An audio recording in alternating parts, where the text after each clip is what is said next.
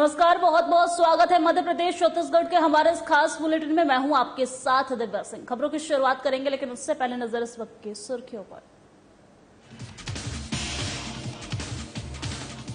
बेगमगंज में तालाब में गिरने से युवक की मौत। मवेशियों को पानी पिलाते वक्त हुआ हादसा। पुलिस ने शव को पोस्टमार्टम के लिए भेजा।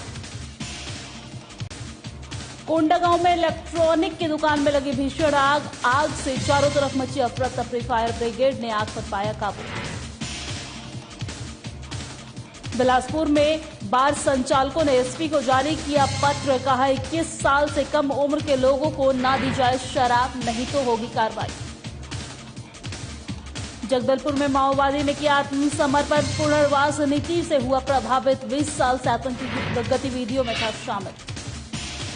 बिलासपुर में किया गया तुलसी विवाह का आयोजन। लोगों ने की मां तुलसी और शालिग्राम की पूजा। बड़ी संख्या में भक्त रहे मौजूद। और अब बुलेटिन की शुरुआत खास खबरों के साथ करेंगे। बिलासपुर में पूर्व सीएम रमन सिंह की संपत्ति की जांच की मांग मामले में लगी याचिका पर कहा गया है कि पूर्व सीएम ने 2008, 2013 और 2018 तक संपत्ति को लेकर शपथ पत्र में गलत जानकारी दी है। वही याचिकाकर्ता के आवेदन पर जवाब पेश करने के लिए डॉक्टर रमन सिंह की ओर से 10 दिन का समय मांगा गया है। वही मामले की अगली सुनवाई 16 नवंबर को होगी।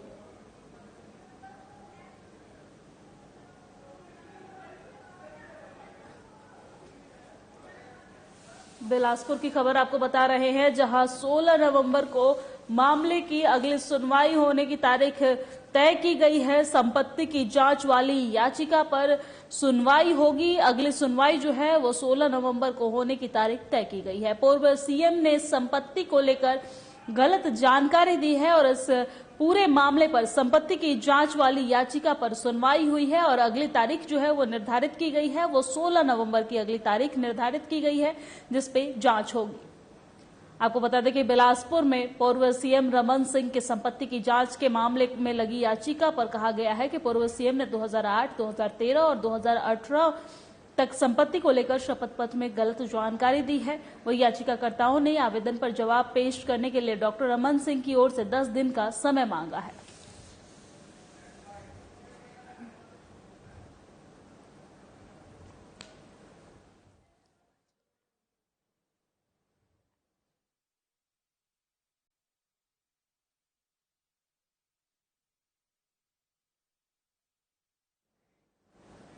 और सरायपाली विधानसभा में धान खरीदी केंद्र में वर्तमान में हुई अध्यक्षों की नियुक्ति को लेकर अब कांग्रेस पार्टी के अंदर नाराजगी और विरोध खुलकर सामने आने लगी है।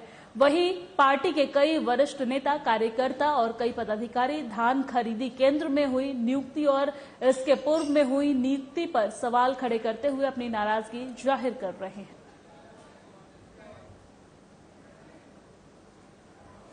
खबर आपको सरायपाली से बता रहे हैं, जहां सरायपाली विधानसभा में धान खरीदी केंद्रों में हुई वर्तमान में अध्यक्षों की नियुक्ति को लेकर अब कांग्रेस पार्टी के अंदर नाराजगी देखने को मिल रही है। नाराजगी और विरोध खुलकर सामने भी आ रही है। वही पार्टी के कई वरिष्ठ नेता और कार्यकर्ता, कई पदाधिकारी धान खरीदी केंद्रों में हुई नियुक्ति और इसके पूर्व में हुई नियुक्ति पर सवाल खड़े करते हुए अपनी नाराजगी जाहिर कर रहे हैं।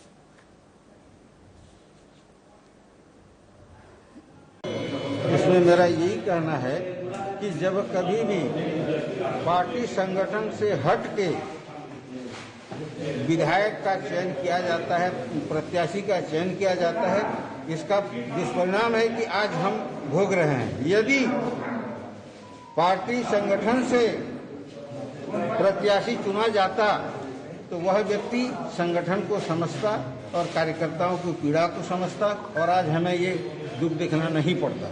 और इस सरायपाली में कार्यकर्ताओं को विरोध तो बहुत पहले से चल रहा है और माननीय विधायक महोदय को मैनेज करना चाहिए सारे बातों को पार्टी हित में, लेकिन कार्यकर्ताओं का विरोध उनकी नज़र में है, लेकिन मैनेज करने का प्रयास नहीं कर रहे। पैसे को लेन देन करके पद दिए जाने की बात भी सामने आ रही है, ऐसा वरिष्ठ कांग्रेसियों ने बोला। इसमें क्या कहना है? कार्यकर्ताओं का ये बात तो बार बार ये पैसा का भी विरोध कर रहे हैं, लेन देन चल रहे हैं करके।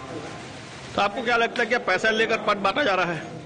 माहौल तो ऐसा है भाई और उसको नकारा नहीं जा सकता। अभी वर्तमान में जो सहकारी समिति में अध्यक्ष पद की नियुक्ति हुआ है उस संबंध में नाराजगी जाहिर कर रहे हैं कि लगभग 20 सोसाइटी में जो कभी कांग्रेस पार्टी में आए नहीं है, नए लोगों को कुछ भाजपा समर्थित को अध्यक्ष पद बना दिया गया है। तो हमारे पुराना कार्यकर्ताओं को उनके नज़रअंदाज करते हुए नए लोगों को बनाया है। इस संबंध में नाराजगी है और हम मांग करते हैं प्रदेश के मुखिया से मिलेंगे कि उनकी सूची को निरस्त किया जाए।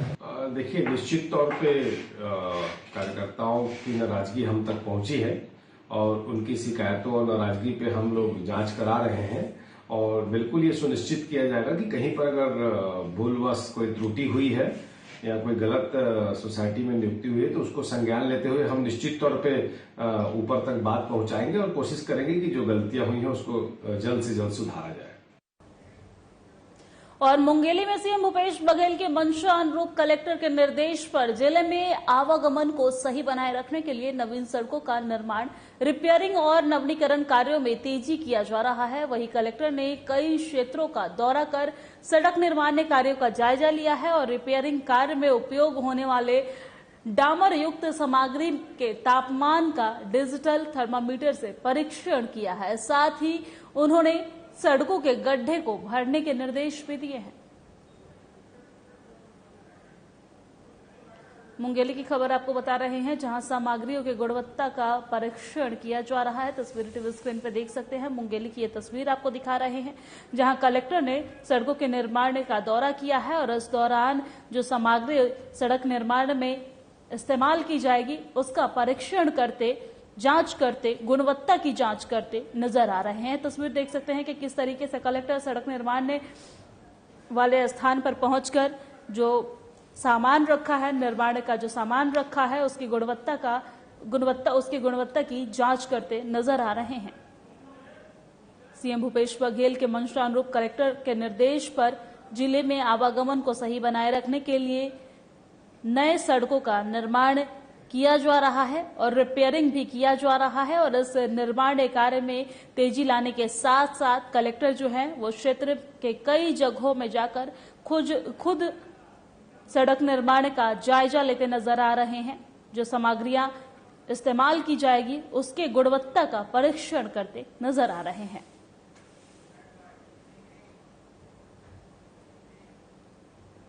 और ऐतिहासिक क्षेत्र विनायका में हुआ बंडा विधानसभा ऐतिहासिक और पुरातत्व संपदा में से भरा हुआ क्षेत्र है। वहीं एकादशी के चलते कारस देव मंदिर के कतकारी और गवाल मेले का आयोजन किया गया है।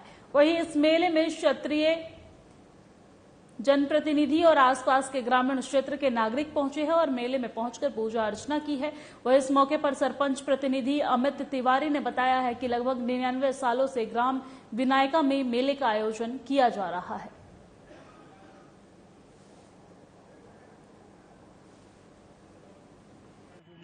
और कई पीढ़ियां भी यही बताती आ रही कि यहाँ कार्तिक में मेला भरता है कि एकादशी से 3 दिन का मेला होता है। मंदिर प्रसिद्ध मंदिर है, प्रसिद्ध मंदिर जी, अति प्राचीन मंदिर, देवी जी का मंदिर है, ये मंदिर है, हनुमान जी का मंदिर है, ये कई मैंने 200-400 साल पुराने भी है। उसका इतिहास तो 1200 के बाद का भी होता है। और ग्वालियर में मातृभूमि सेवा मिशन के संस्थापक डॉक्टर प्रकाश मिश्र की अनुशंसा पर प्रदेश संयोजक अशोक शर्मा की तरफ से शिव कुमार शर्मा को ग्वालियर संयोजक मंडल अध्यक्ष का प्रदेश संयोजक सदस्य बनाया गया है। आपको बता दें कि शिव कुमार शर्मा वरिष्ठ समाज सेवी भी हैं और जानकी सेना ग्वालियर के संभागीय अध्यक्ष भी हैं।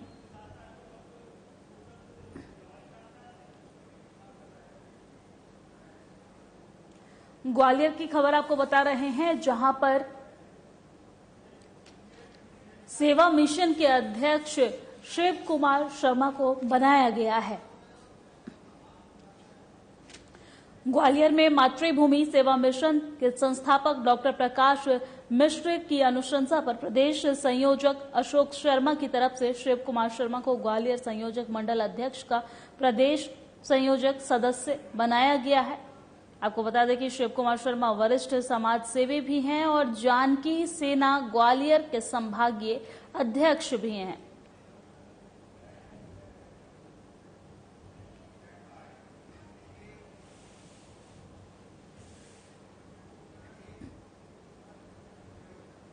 और बैरसिया तहसील के ग्राम भेसोंदा में हर साल की तरह इस साल भी संत शिरोमणि नामदेव जी महाराज के 752वीं जयंती गांव के हनुमान मंदिर पर हर्षोल्लास के साथ मनाई गई है। वहीं नामदेव समाज और अन्य समाज के लोगों ने संत शिरोमणि नामदेव महाराज के चित्र पर तिलक लगाकर पुष्प अर्पित किए हैं और उनके जीवन पर प्रकाश डाला है।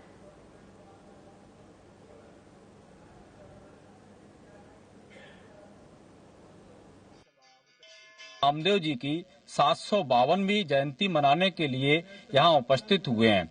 संत नामदेव जी महाराज का जन्म 26 अक्टूबर 1270 और एकादशी संवत 1327 में पंढरपुर महाराष्ट्र में हुआ था। संत नामदेव जी एवं उनका परिवार विठ्ठल महाराज का अनन्य भक्त था।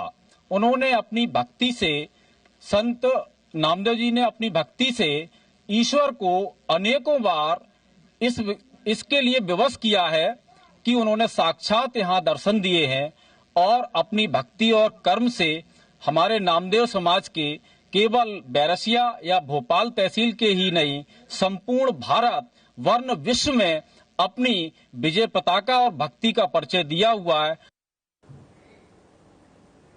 और दुर्ग में श्री श्याम बाबा के जन्मोत्सव पर भव्य निशान यात्रा का आयोजन किया गया है। वहीं ये आयोजन श्री श्याम मिश्र मंडल भिलाई की तरफ से किया गया है। वहीं ये यात्रा हनुमान मंदिर से शुरू होकर नगर के मुख्य मार्ग से होते हुए श्री श्याम मंदिर कानबरी नगर पहुंची है, जहां पर इस यात्रा में बड़ी संख्या में भक्त मौजूद रहे हैं।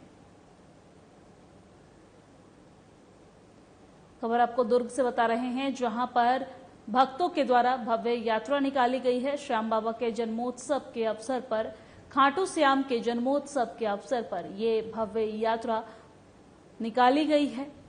पूरे शहर में ये यात्रा निकाली गई है। दुर्ग में भी इसकी तस्वीर देखने को मिली है, जहां पर भक्तों के द्वारा बाबा श्याम खाटू श्याम के जन्मोत्सव के अवसर पर भव्य यात्रा निकाली गई है। खाटू श्याम के जन्मोत्सव को बड़े ही धूमधाम के साथ मनाया गया है। भक्त जो हैं वो बाबा के दर्शन करते नजर आ रहे हैं। इस यात्रा में हम श्याम मित्र मंडल हाउसिंग बोर्ड ये हमारा प्रथम वर्ष है जो कि हम श्याम जन्मोत्सव करवा रहे हैं, जो कि हमारा 4 तारीख को जो कि हमारी निशान यात्रा स्टार्ट होगी, जो कि हम हाउसिंग बोर्ड हनुमान मंदिर से प्रारंभ कर मुख्य मार्गों से होते हुए हम कादम्बिनी नगर दुर्ग श्याम मंदिर जाएंगे। और 5 तारीख को हमारा श्याम बाबा का भव्य जन्मोत्सव है, जो कि हमारा शाम 7 बजे से कार्यक्रम स्टार्ट होगा, जो कि रात्रि तक चलेगा, जिसमें श्याम रसोई की व्यवस्था, 56 भोग की व्यवस्था सब की गई है। और बिलासपुर में दिवाली के बाद हिंदुओं को सबसे ज्यादा इंतजार होता है देवउठनी एकादशी का, जिस दिन श्री नारायण 4 महीने बाद योग निद्रा से उठकर संपूर्ण जगत का संचालन करते हैं।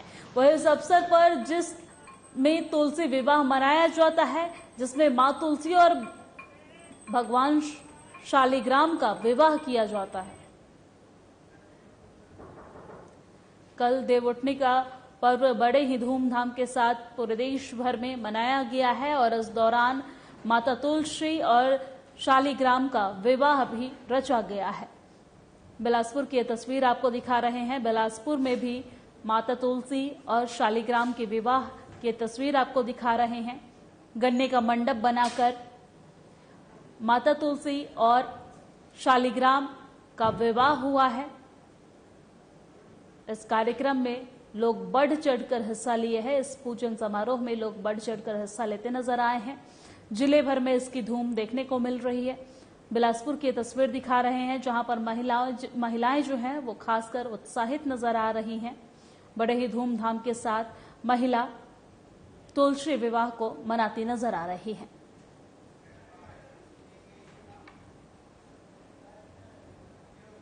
और चौराई विधानसभा क्षेत्र के नगर परिषद चांद में मध्य प्रदेश के 67वें स्थापना दिवस के अवसर पर आयोजन किया गया है, जिसके अंतर्गत निकाय में वार्ड नंबर 5 में स्थित महात्मा गांधी पार्क में स्थित महात्मा गांधी की प्रतिमा की पूजा की गई है। साथ ही श्रमदान गतिविधियां की गई है, जिसमें प्रमुख बाजारों में साफ सफाई और स्वच्छता जागरूकता कार्यक्रम किया गया है। साथ ही शासकीय कन्या उच्चतर माध्यमिक विद्यालय चांद में रंगोली प्रतियोगिता और सांस्कृतिक कार्यक्रम का आयोजन किया गया है। इस प्रतियोगिता में छात्राओं ने बढ़ चढ़कर हिस्सा लिया है। साथ ही प्रतियोगिता में प्रतिभागी छात्राओं को पुरस्कृत भी किया गया है।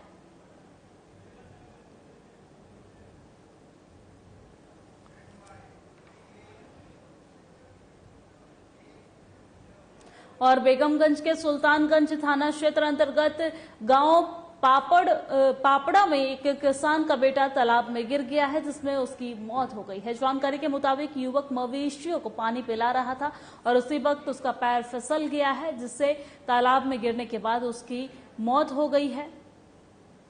वही सूचना पर पहुंचे पुलिस ने शव को कब्जे में लेकर पोस्टमार्टम के लिए भेज दिया है। वह इस घटना के बाद परिजनों का रो रो कर बुरा हाल हो गया है।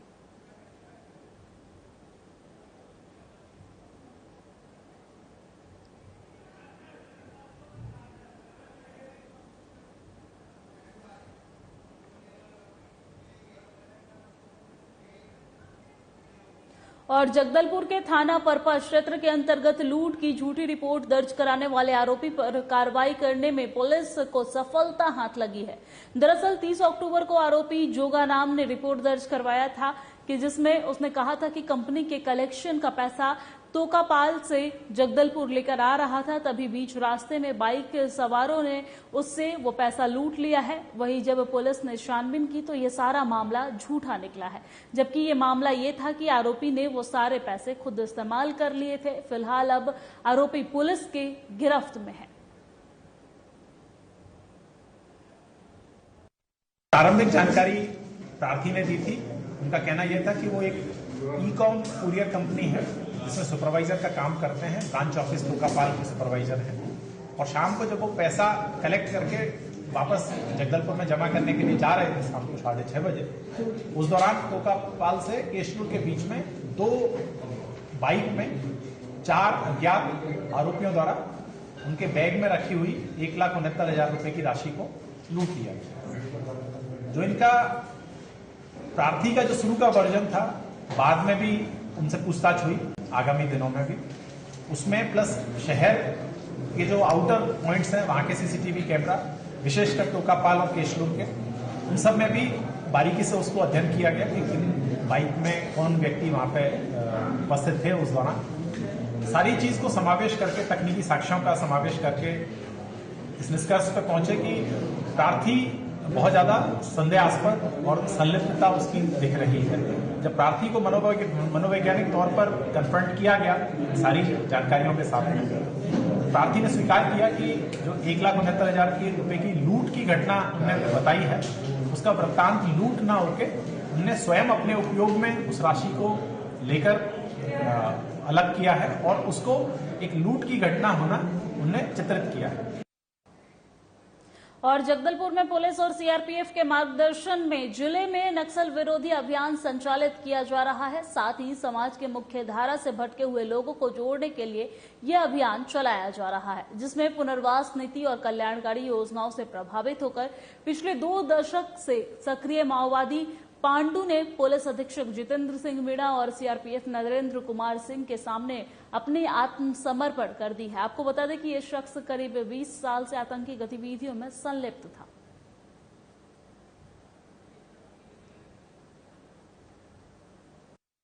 जिला बस्तर का थाना दरबा क्षेत्रांतर्गत कोलेंग और चांदामेटा क्षेत्र में जनताना सरकार प्रमुख के पद पर कार्यरत सक्रिय माओवादी पांडु मड़कामी उम्र 39 वर्ष ने आज जिला पुलिस बस्तर और सीआरपीएफ 80वीं वाहिनी के कमांडेंट साहब के समक्ष में अपने आप को समर्पण किया है और पुलिस और प्रशासन के साथ जुड़कर क्षेत्र की विकास में सक्रिय भागीदारी सुनिश्चित करने का इसने वादा किया है। हम इनका स्वागत करते हैं। इनके बारे में मैं ब्रीफली बताना चाहूंगा। ये विगत 20 वर्ष से क्षेत्र में जो सक्रिय माओवादी हैं उनके लिए पूर्व में शुरुआत में जन मिलिशिया सदस्य, जन मिलिशिया कमांडर के तौर पर कार्यरत रहे हैं। इसके अलावा जनताना सरकार प्रमुख के तौर पर कार्यरत रहने के दौरान इनको एरिया कमेटी में सक्रिय भागीदारी मिली। क्षेत्र में जो युवक और युवतियां संगठन से में जोड़ने के लिए और माओइस्ट के आवागमन के दौरान उनके लिए लॉजिस्टिक्स की व्यवस्था कर रहे हैं, वारदात करने से पूर्व की तैयारी, वारदात के दौरान और एस्केप के दौरान उनको उनके ठहराव, उनके रहने रुकने की व्यवस्था, इस तरह की कई सारी जानकारियां इन्हें हमको प्रारंभिक तौर की जो पूछताछ हुई है उसमें बताई है। और अभी तक का जो हमारा रिकॉर्ड है और इनने जो स्वीकार्यता की है उस रिकॉर्ड में से करीब 19 घटनाएं जो छत्तीसगढ़ राज्य के जिला बस्तर में घटित हुई हैं, उसमें इनने अपनी सहभागिता, संलिप्तता स्वीकार। और कोंडागांव शहर के NH में इलेक्ट्रॉनिक की दुकान में भीषण आग लग गई है। वही आग इतनी भयानक थी कि 4 जिले से फायर ब्रिगेड के वाहन को बुलानी पड़ी है। वही कोंडागांव, नारायणपुर, जगदलपुर और कांकेर की वाहनों ने 4 घंटे की कड़ी मशक्कत के बाद आग पर काबू पाया है। गनीमत ये रही है कि इसमें जान माल का कोई नुकसान नहीं हुआ है।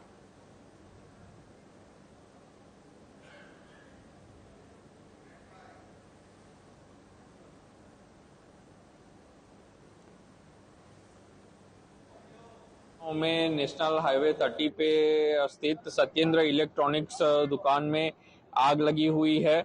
आग को बुझाने के लिए सतत प्रयास किए जा रहे हैं। किसी भी व्यक्ति का इसमें किसी भी प्रकार से कोई नुकसान नहीं हुआ है। दुकान काफी हद तक जल चुकी है।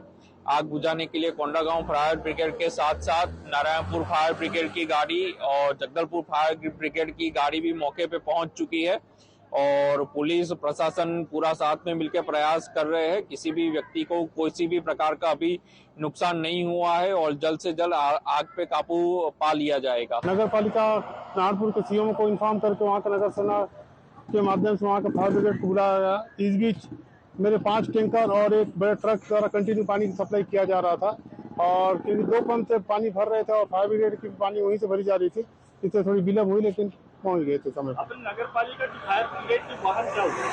नहीं, वो कंडम उसको कर दिया गया है, उसको घोषित कर दिया गया। वो मतलब क्षतिग्रस्त है, वो उसको वहाँ के जो कर्मचारी थे वो नगर सेना को सुपुर्द कर दिया गया। वही द्वारा नगर पालिका क्षेत्र है कोंडागांव जिला, और ऐसे में आपको नहीं लगता कि एक वाहन की आवश्यकता है? बिल्कुल सही कहा आपने, क्योंकि पूरे जिले में मेरे संज्ञान में जो है केसकाल और फरसगांव में भी नहीं और एक ही है, तो यहाँ वाकई में एक और होनी। और बिलासपुर में वरिष्ठ पुलिस अधीक्षक पारुल माथुर का कहना है कि कुछ समय से देखने में आ रहा है कि बार से शराब के नशे में आकर लोग अपराध की घटना को अंजाम देते हैं। साथ ही साथ अपराध में नाबालिगों की भी संलिप्तता पाई जाती है। इसलिए समाज में शांति व्यवस्था स्थापित करने के लिए और अपराधों को नियंत्रण करने के लिए बार संचालकों को पत्र लिखकर कहा गया है कि 21 वर्ष से कम आयु वाले को शराब न दी जाए। अगर ऐसा होता है तो बार संचालकों पर कार्रवाई की जाएगी।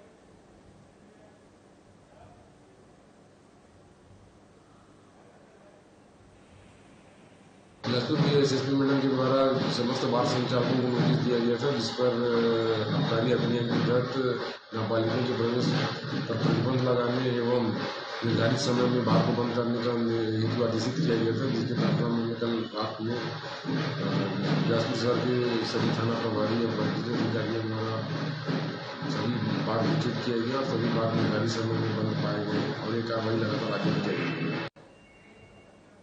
और बिलासपुर में गिरफ्तारी से बचने के लिए एक युवक लगातार अपना पता बदल रहा था। वही मामले की गंभीरता को देखते हुए एसएसपी पारुल माथुर ने आरोपी की गिरफ्तारी के लिए टीम गठित की। वही आरोपी मोबाइल लोकेशन और फील्ड वर्क के आधार पर पुलिस ने आरोपी की किरोड़ीमल रायगढ़ से गिरफ्तारी कर ली है। साथ ही पुलिस ने आरोपी को गिरफ्तारी के बाद न्यायालय में पेश कर दिया है।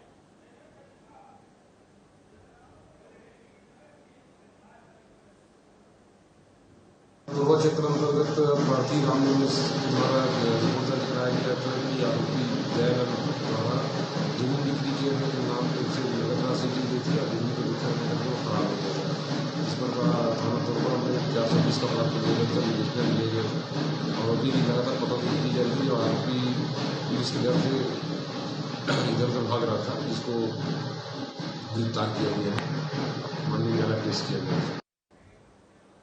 और अब खबर बिलासपुर से है, जहां तोरवा थाना क्षेत्र में वरिष्ठ पुलिस अधीक्षक पारुल माथुर ने अधिक से अधिक वारंटी को गिरफ्तार करने के निर्देश दिए थे और इसी कड़ी में अतिरिक्त पुलिस अधीक्षक और नगर पुलिस अधीक्षक कोतवाली पूजा कुमार ने वारंट अभियान चलाया है और वही इस अभियान के अंतर्गत पुलिस ने टीम बनाकर सभी वारंटियों को हिरासत में ले लिया है और 4 लोगों को गिरफ्तार भी कर लिया है।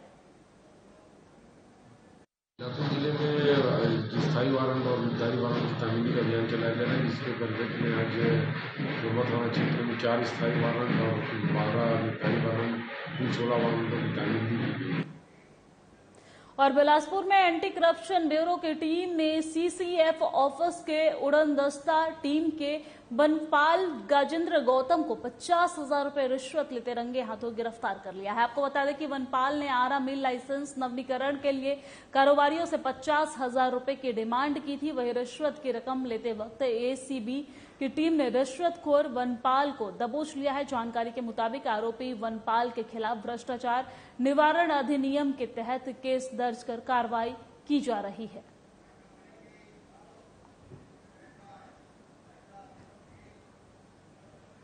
और मेरे साथ मध्य प्रदेश छत्तीसगढ़ की खबरों में फिलहाल इतना ही। मुझे दीजिए इजाजत, नमस्कार।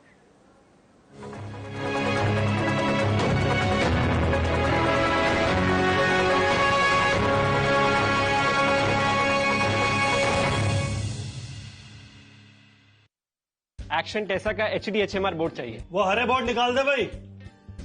पर ये तो एक्शन टेसा का HDHMR बोर्ड नहीं है। सारे हरे बोर्ड एक जैसे ही होते हैं। हम बैठे हैं ना। क्या ये दीमक बोरर रेजिस्टेंट है? हम बैठे हैं ना। और वाटर रेजिस्टेंट? हम बैठे हैं ना।